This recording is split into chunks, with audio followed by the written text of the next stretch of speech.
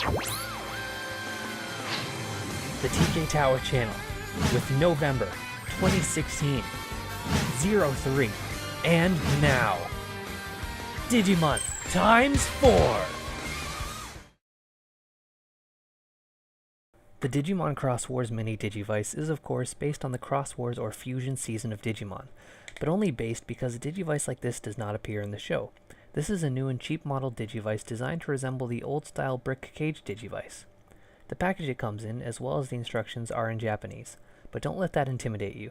This is literally the simplest Digivice I've encountered and reviewed thus far on my channel. Although it shares similarities in design, it has different gameplay than the original Digivice. When you remove the slip, the battery becomes active and we're greeted by a Bandai logo. But stop right there! If you're like me, you want to go out and buy a fresh battery from a good brand to ensure the longest lasting experience. This was, of course, before I realized I'd dropped this in about a week. Anyways, bigger Digivices conveniently use AA or AAA batteries, but for smaller toys like this you're going to need what's commonly referred to as a watch battery. The easiest way to ensure you get the right one is to bring a reference battery, such as the one this toy came with, to the store. My local Walmart's battery section has this handy guide that lets you put the battery right in to ensure you're getting the right one. Then find the battery of that label and you're good to go. Now we're starting up for real. Past the Bandai logo we have a timer input. The Digimon will go to sleep at 7 p.m., but I don't know when it wakes up because I work late evenings and never catch it. You may want to consider that and input the wrong time if you want to play this around school or your job. And then we're greeted by Shoutmon. It turns out your starter as well as Digivolve options depend on which color you buy instead of including them all.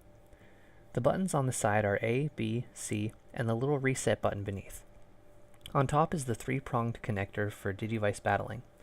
Over time your Digimon will poop, get hungry, and go to sleep. There are no random battles. You will initiate them yourself when it's convenient for you.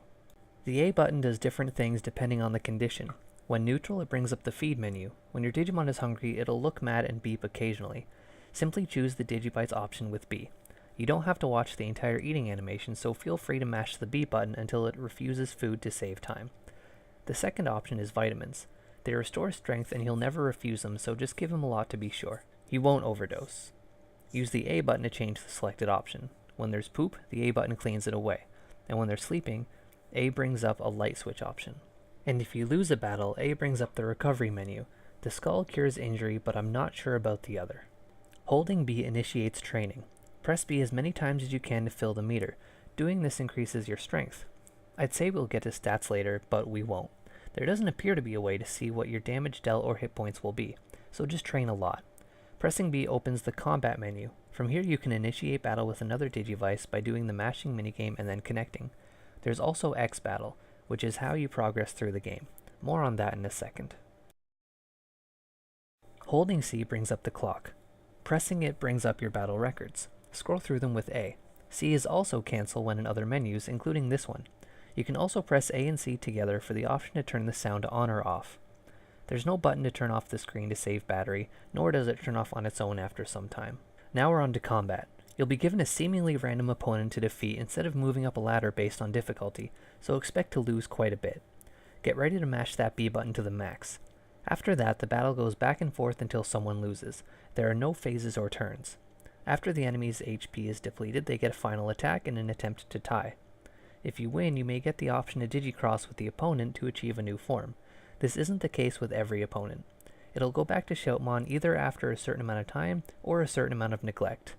I'd often wake up to a screen full of poop, so I'm not sure which it is.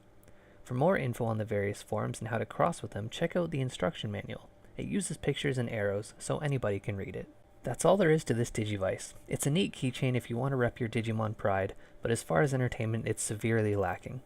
It's very affordable, but so are some better Digivices I've reviewed. Check out last Digimonth's Digivice videos for more like this, and look forward to some new ones for this Digimonth. Now here's a battle with sound on and no commentary if you'd like to see it.